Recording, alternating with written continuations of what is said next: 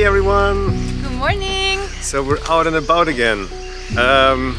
We are going on the Grand Circuit today on our second day of Angkor Wat, and it was really raining and storming tonight.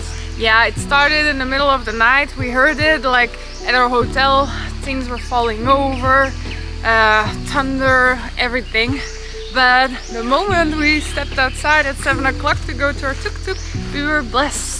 Indeed. I mean, we're so happy that we actually did the small circuit yesterday already with Angkor Wat and the sunrise and everything, because with perfect weather. And today was like really pouring down, lightning, thunder, everything around that time when we would have been there yesterday. So we were in luck today. As you can see, everything is still a little bit wet, moist. You can see puddles. Our shoes are gonna be dirty. Yeah. But at the moment, we're completely alone actually on our first stop. It's so beautiful and serene. Yeah, everything is wet though, but it looks so beautiful, like jungle and lush. Yes. And yeah, we can't wait to go explore the first temple of, I believe we're doing 4 or 5 today. Yep. So yeah, let's get going. Exciting.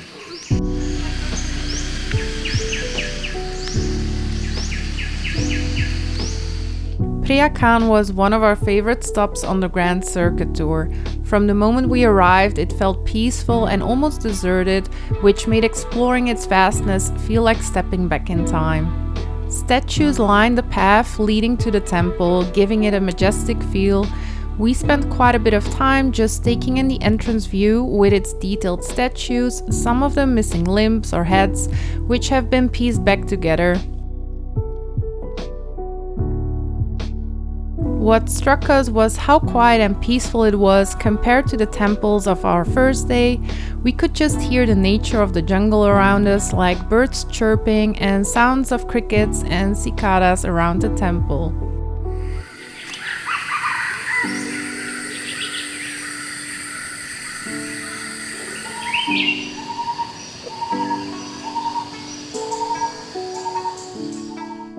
So I have to say, it's really nice that we for once have the whole place for ourselves, because there's no tourists right now. The storm helped, obviously, the rain, and we still decided to go out, and this is our first stop and we're all alone, which you will never have actually in Angkor Wat, I guess, but it's really, really cool. This place used to be a bustling Buddhist university, but today it's this incredible mix of ruins and nature. As we wandered through the ancient halls, we discovered stunning carvings and intricate stonework around every corner. The place feels untouched in so many ways. It made us feel like we were stepping into a real-life Tomb Raider adventure, something straight out of a movie. At the heart of it all, you'll find mesmerizing Apsara dancers carved into the walls, still so well preserved despite the centuries.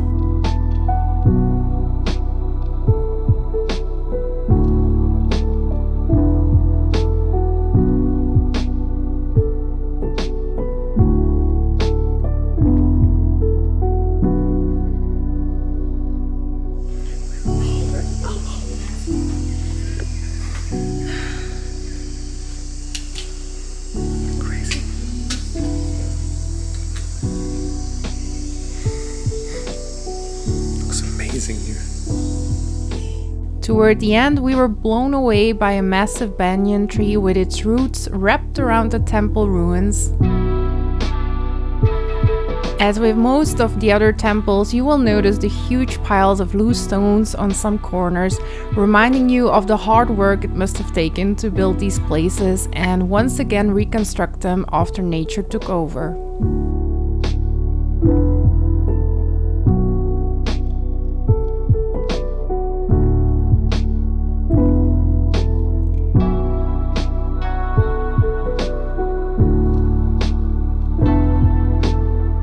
Set aside at least an hour. There's so much to take in and you don't want to rush this temple.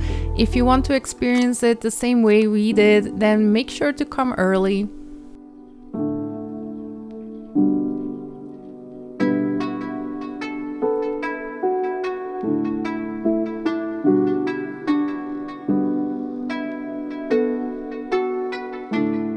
So as we mentioned earlier, today we're doing the Grand Circuit Tour. When you visit Siem Reap and Angkor Wat, you'll probably hear about the Small Circuit and the Grand Circuit Tours. These are the two most common routes around the temple complex. While the routes are pretty well established, they're also flexible, especially if you hire your own tuk-tuk driver. On our first day at Angkor, we did the Small Circuit, which covers the major highlights like the sunrise at Angkor Wat, the Pean Temple with its iconic towers of serene faces, and Ta Prohm, the famous temple from the Tomb Raider movie. This tour is perfect if you only have one day to explore because it hits all the must-see temples. But if you have a second day at Angkor Archaeological Park, we highly recommend the Grand Circuit Tour. This route takes you further out where you can explore less visited temples and discover a few of our personal favorites like Preah Khan and Ta Som. Our second temple of the day is Neak Pean, which is a bit different from the other temples. You'll notice this the moment you arrive and start walking up to it. The temple lies on an island, surrounded by a huge lake, which gives this temple also the nickname of the Water Temple. After a short walk across a long wooden walkway over a swampy lake, you'll find this unique little temple. The setting within the small pond gives it a serene and peaceful atmosphere. What sets Neak Pean apart is its connection to healing. Built in the 12th century, the temple was designed as a place of restoration, with its central pool said to have healing properties. The temple's architecture is inspired by a sacred lake from Buddhist mythology, which was said to have waters that could cure ailments. Even though it's a small temple, its design and purpose make it stand out. It's definitely worth checking out if you're touring the Angkor complex. We really enjoyed our time here, especially since there were no crowds, making the experience super relaxing. We didn't feel rushed, and as an added bonus, the storm had cooled things down a bit, which was a welcome break from the usual heat. After visiting the Water Temple, we headed to Ta Som. It may be one of the smaller temples, but it has its own charm. As soon as we arrived, we were welcomed by vibrant colors, greens and reds popping against the grey stone structures. It felt like a hidden gem, quieter than most of the other temples we've seen, which made the experience feel more personal. Ta Som's entrance gate also features one of those towers with serene faces, similar to the iconic Tonle Om gate. What we loved about Ta Som were the intricate carvings, from the delicate goddesses to the strong temple guardians, and the way nature has started to reclaim parts of the temple.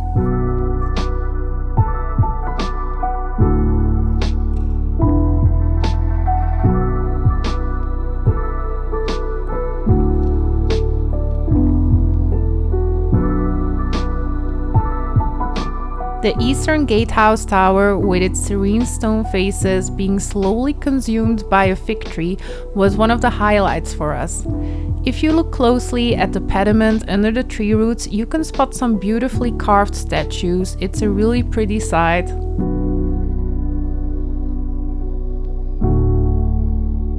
While Ta Som isn't as large as Preah Khan or Ta Prohm, it has an intimate, magical feel. Plus, with fewer tourists around, it's definitely worth the visit.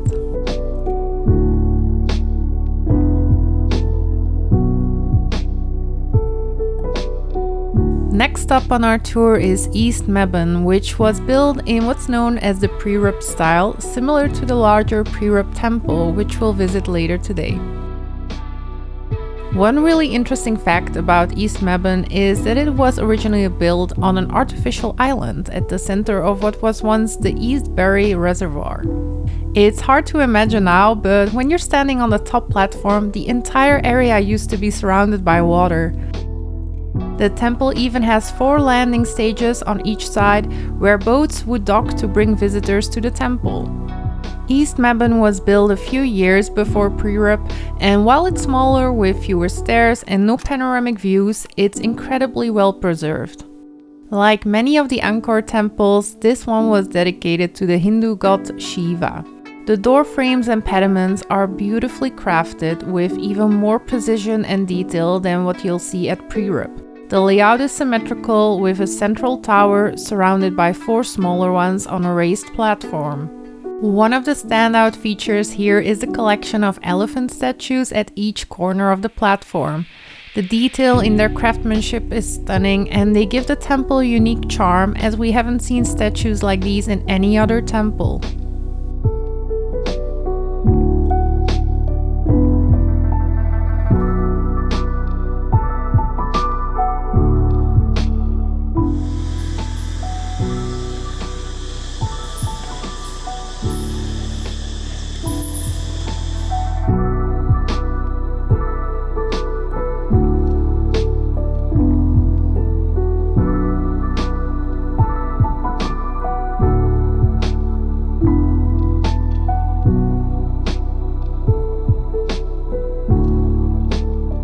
Our last stop on the Grand Circuit Tour was Preah Rup with its massive pyramid-like tiers. It was really impressive, especially as we climbed the steep stairs to the top. It gave us a bit of a flashback to Som Temple from the other day, where we had to do the same climb in the scorching heat. The layout is similar to East Mebon, with a central temple and smaller ones surrounding it.